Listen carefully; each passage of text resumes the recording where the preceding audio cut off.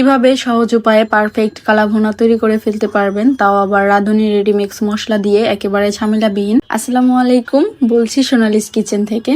আশা করছি সবাই ভালো আছেন। আজ আপনাদের সাথে কালা ভুনার রেসিপি নিয়ে চলে আসলাম। এখানে 2 কেজি পরিমাণ গরুর মাংস আমি ধুয়ে পরিষ্কার করে নিয়েছি এবং এর সাথে একে একে বিভিন্ন রকমের মশলা অ্যাড করে নিব। প্রথমে দিয়ে দিলাম 1 কাপ পরিমাণ পেঁয়াজ কুচি। কালা ভুনাটা সাধারণত ঝরঝরে টাইপের হয়, সেজন্য পেঁয়াজের গ্রেভির বেশি প্রয়োজন পড়ে না, যার কারণে পেঁয়াজের পরিমাণ কম করে দিবেন।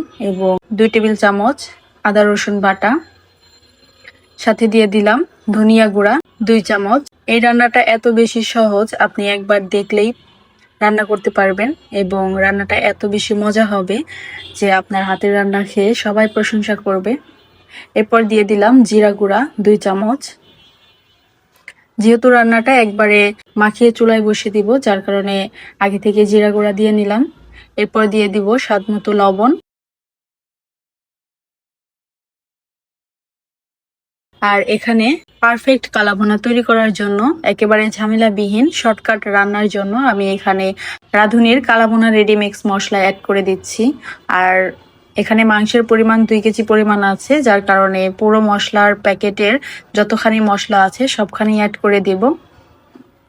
এখানে প্রথমে মনে রাখতে হবে, কালা ভুনার মশলার ভেতরে 2 প্যাকেট থাকবে। একেবারে যেটা পাতলা প্যাকেট থাকবে সেটা কিন্তু এখন দেব না, এটা একেবারে রান্না প্রায় শেষের দিকে, সেই সময় অ্যাড করব। আপনারা পুরো ভিডিওটি দেখলেই বুঝতে পারবেন। আর অন্য যে প্যাকেটটি থাকবে সেটি আপনারা দেখলেই বুঝতে পারবেন, ওখানে মশলার পরিমাণ অনেক বেশি থাকবে, তো সেই প্যাকেটটি আগে ব্যবহার করবেন। অর্থাৎ এই পর্যায়ে এখানে দিয়ে নিচ্ছি পরিমাণ মতো সস। সসের পরিমাণ 1 টেবিল চামচ হলেই হবে। এরপর দিয়ে নিব 1 কাপ পরিমাণ তেল।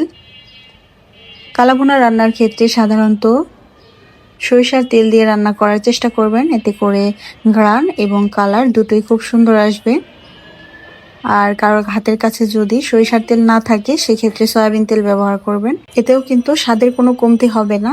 যারা সয়া সস পছন্দ করেন তারা চাইলে এখানে 1/2 টেবিল চামচ সয়া সস ব্যবহার করতে পারেন, এতে কিন্তু কালা ভুনার কালারটা একেবারে পারফেক্ট হবে। আর যারা পছন্দ করেন না তারা চাইলে স্কিপ করতে পারেন, তো আমি এখানে দেইনি, এটা অপশনাল, চাইলে দিতে পারেন, না দিলেও চলবে। এখন সব মশলাগুলো কিন্তু দেওয়া হয়ে গিয়েছে, এবার মাংসের সাথে জাস্ট সবকিছু মিশিয়ে নেওয়ার পালা। একটা গ্লাভসের সাহায্যে হাত দিয়ে ভালোভাবে মিক্স করে নিলাম এবং চুলায় বসিয়ে দিয়েছি। এ পর্যায়ে চুলার আঁচটা একেবারে হাই হিটে করে ভালোভাবে নাড়াচাড়া করতে থাকবো অনবরত, যাতে নিচে লেগে না যায়, এবং এটা ভালোভাবে ভুনা ভুনা করব। আর মাংসের ভেতরে যতটা এক্সট্রা পানি ছিল সেটা কিন্তু এই ভুনা ভুনা করার মধ্য দিয়ে পানিটা শুকিয়ে আসবে। এখানে বাড়তি কোনো পানি দেওয়ার প্রয়োজন নেই। মশলাগুলো মিক্স করার সময় আপনার হাত পরিষ্কার করতে যতটুকু পানি লাগে ততটুকু পানি দিয়েই কিন্তু চুলায় বসিয়ে দিতে হবে। এরপর এটা যত বেশি নাড়াচাড়া করে ভুনা ভুনা করতে থাকবো, তত বেশি এর টেস্ট বাড়তে থাকবে এবং কালার আসতে থাকবে। একটা পর্যায়ে যখন ঝোলটা প্রায় শুকিয়ে শুকিয়ে আসবে, সে পর্যায়ে আপনি সামান্য পরিমাণ গরম পানির ঝোল দিয়ে দিবেন, এতে করে মাংসটা গলতে সাহায্য করবে খুব তাড়াতাড়ি। গরম পানির ঝোলটা দেওয়ার পর চুলার আঁচ একেবারে লো ফ্লেমে রেখে মাংসটা গালাতে হবে এবং ঝোলটাকেও শুকাতে হবে। একটা পর্যায়ে এসে আমার ঝোলটা কিন্তু শুকিয়ে গিয়েছে এবং মাংস পারফেক্ট গলে গিয়েছে। এ পর্যায়ে এসে একটা বাগার দিতে হবে, আর এর জন্য প্রথমে একটা কড়াই গরম করে এর মধ্যে পরিমাণ মতো তেল দিয়েছি এবং সাথে পেঁয়াজ কুচি, আদা কুচি এবং কিছু রসুন কুচি দিয়ে ভালোভাবে ভাজা ভাজা করে নিব। একেবারে ব্রাউন কালার হওয়া পর্যন্ত ভাজতে থাকবো। এ পর্যায়ে ব্রাউন কালার হয়ে আসলে রান্না করে নেওয়া কালা ভুনাগুলো এখানে কিন্তু বাগার দিয়ে নিব। এ পর্যায়ে এসে আর কিছুই করতে হবে না, জাস্ট একটু নাড়াচাড়া করে উল্টিয়ে পাল্টে ঢাকনার সাহায্যে একটু ঢেকে দিব, যাতে বাগারের যে মূল ফ্লেভারটা সেটা মাংসের সাথে থেকে যায়। খোলা থাকলে হয় কি, বাগারের যে ঘ্রাণটা সেটা কিন্তু বাইরে চলে যায়, যার কারণে ঢাকনার সাহায্যে ঢেকে দিলাম। আপনারাও ট্রাই করবেন এভাবে রান্না করার জন্য।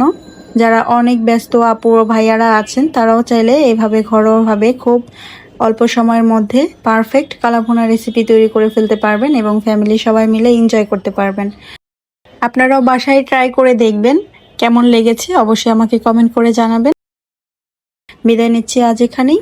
সবাই ভালো থাকবেন। আল্লাহ হাফেজ। আসসালামু আলাইকুম।